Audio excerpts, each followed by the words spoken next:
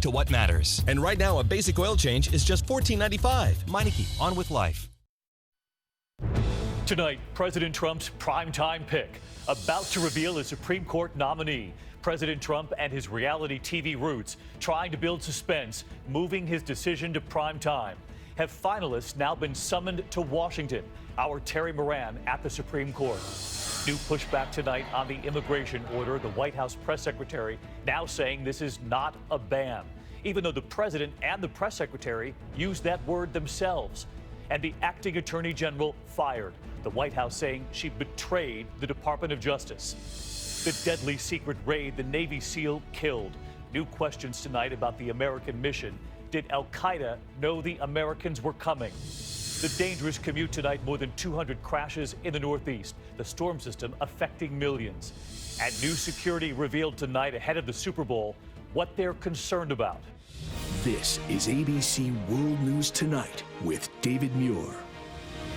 Good evening, and it's great to have you with us here on a Tuesday night. And we begin with supreme suspense in Washington at this hour and across this country. A decision coming from President Trump that will change the makeup of the court and will affect key issues for generations to come. Tonight, all eyes on two men. Circuit Court Judge Neil Gorsuch from Denver. He's in Washington tonight.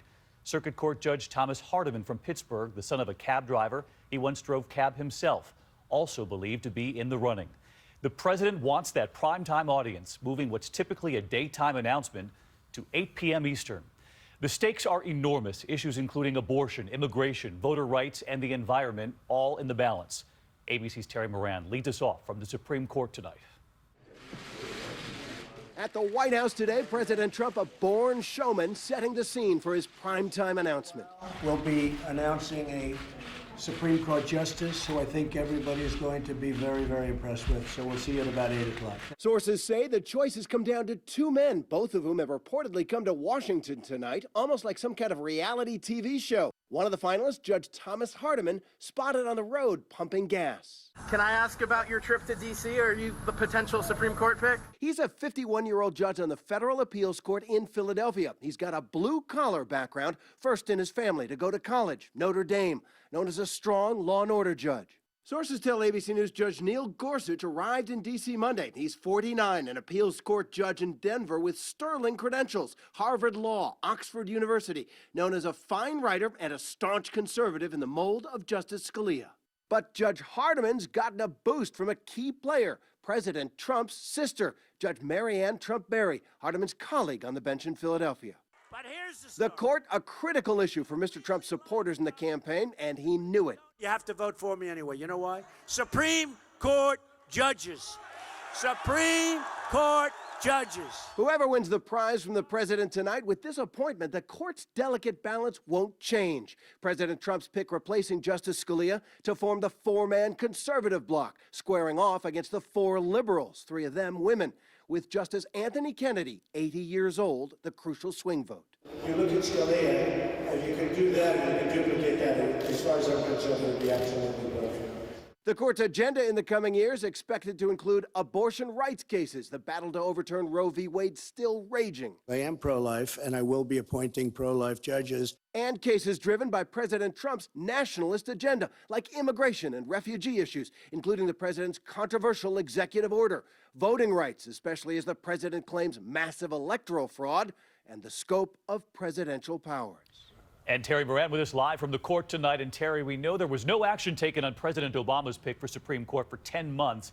Republicans would not touch it. So tonight, are the Democrats planning a similar strategy? Well, David, Senate Democratic leader Chuck Schumer hasn't said that for sure, but many Democratic senators call this a stolen seat because of what happened to Merrick Garland, and they are saying they will filibuster it. However, they need to hold the line. They've got 48 members, and 3 Democratic senators have already said they believe this nominee, whoever it is, should have a hearing and an up or down vote, and that's more than Merrick Garland ever got. David? Terry Moran leading us off at the court, and Terry, we'll see you shortly. 8 p.m. Eastern, that decision coming. We'll see you then. In the meantime, one of the issues that could make it all the way to the Supreme Court is the president's executive order on immigration. Tonight, hear the new backlash and the White House in damage control. The press secretary today saying this was not a, quote, ban in the first place. But President Trump used that word himself, and it turns out so did the press secretary. ABC's chief White House correspondent Jonathan Karl. In the face of mounting legal challenges and a growing political backlash, Secretary of Homeland Security John Kelly stepped forward today to defend the extreme vetting executive order. This is not, I repeat, not a ban on Muslims. Despite reports that he was blindsided by the details of the executive order, Kelly insisted his staff helped write it, and he had seen several drafts himself. Clearly, it was this whole approach was part of what then candidate Trump talked about for a year or two. So we knew all that was coming. The Trump administration is battling these images. Families detained at airports when the ban on refugees and people from 7 majority Muslim countries went into effect. Lives in limbo. And now 2 of America's largest companies, Amazon and Microsoft, are joining lawsuits to stop the order. Speaker of the House Paul Ryan said he wasn't even told about the order until it was signed. No one wanted to see people with green cards or special immigrant visas like translators get caught up in all of this. And so I think regrettably, the rollout was confusing. In damage control mode, the administration announced 872 refugees will be allowed into the country this week because keeping them out would have caused extreme hardship. And the White House press secretary said today the order isn't even really a ban after all. First of all, it's not a travel ban. I think you heard Secretary Kelly, and I apologize. I just want to make sure I get this straight. But wait, the president himself called it a ban in a tweet just yesterday. He's using the words that the media is using. But at the end of the day, it can't... Hold on. It can't be... It can't be... Words, his tweet. Jonathan, thanks. I'll let Kristen talk. It can't be a ban if you're letting 1 million people in. If 325,000 people from another country can't come in, that is by nature not a ban. And Spicer himself has called it a ban twice over the past several days. It's a 90-day ban.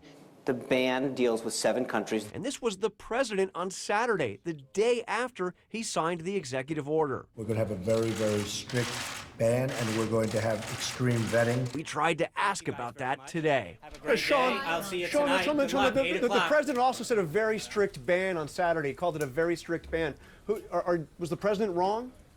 John Carl live at the White House. Seems like an obvious question to ask. No answer on that one as he walked away. But in the meantime, John, Republicans and this White House are furious with the Democrats for bringing the formation of the president's cabinet to a near halt. Yeah, they're crying foul on this. In fact, only 4 of the president's cabinet-level nominees have been confirmed. You can go all the way back to the 1800s and not find a president that has had so few confirmations at this point in their presidencies. And today, the Democrats worked to stall even further by refusing to show up for votes on his picks for Treasury and Health and Human Services. David? All right, John Call, right there at his post at the White House. John, thank you. Many of those very Democrats holding up the cabinet selections are now cheering on the former acting attorney general who was swiftly fired by President Trump overnight. The acting attorney general, Sally Yates, questioned whether the immigration order was lawful, telling the Justice Department's lawyers not to defend it. The White House then calling it betrayal, promptly firing her. That drama spilling over into the confirmation hearings for the next attorney general now. And ABC senior justice correspondent Pierre Thomas at the Justice Department tonight. The White House says she betrayed the Justice Department. But tonight, Democrats are embracing former acting Attorney General Sally Yates as a hero. I know Sally Yates as a person of integrity. Sally Yates stood her ground. That statement took guts. Yates sent shockwaves through Washington with her announcement that the Justice Department would not defend the president's executive order. In a dramatic letter to department attorneys, she questioned whether the immigration ban was consistent with this institution's solemn obligation to always seek justice and stand for what is right, adding she's not convinced that the executive order is lawful. Within 3 hours, Yates' and Obama holdover was out, fired by President Trump.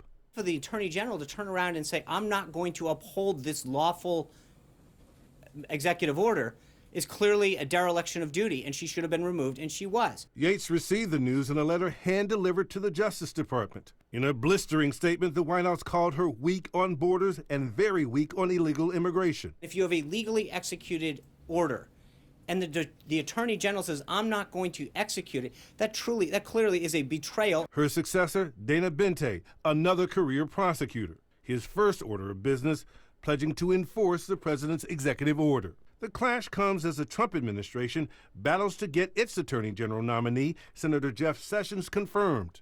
Ironically, Sessions once questioned Yates in 2015 at her own confirmation hearing.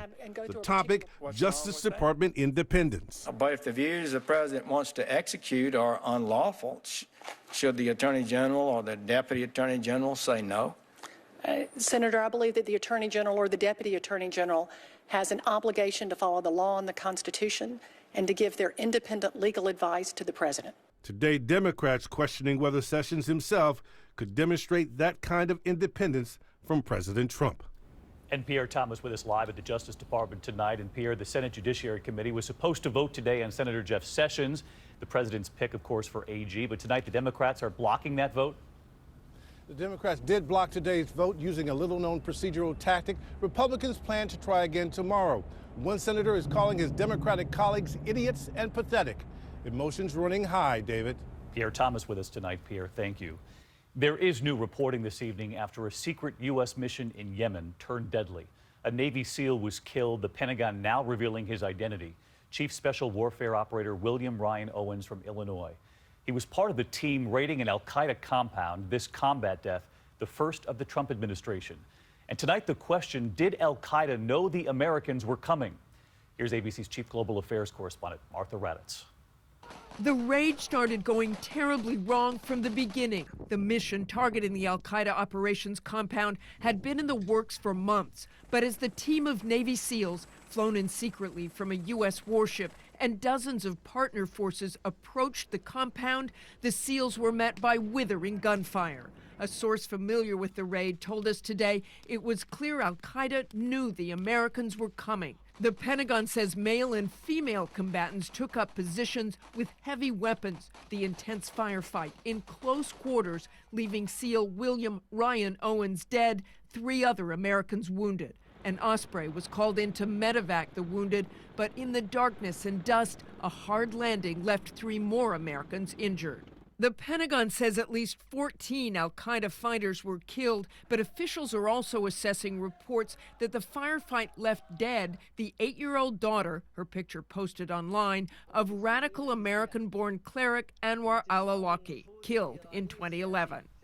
And Martha Raddatz with us live from Washington. Martha, as you just reported, sources telling you that al-Qaeda seemed to know the Americans were coming. The White House today did say, though, that the SEALs, quote, recovered a tremendous amount of information. They did, David. This mission from the beginning was meant to gather valuable intelligence from that compound. It's why President Trump signed off on it. And despite al-Qaeda's efforts to fight off the SEALs, they still managed to grab electronics with data they hope will help prevent future terror attacks. David? All right, Martha Raddatz with us tonight. Thank you, Martha. And new details now about that terror north of the border. 6 Muslims killed at a mosque while they prayed. Vigils across Canada and the world after the attack in Quebec City, hundreds holding candles in Montreal.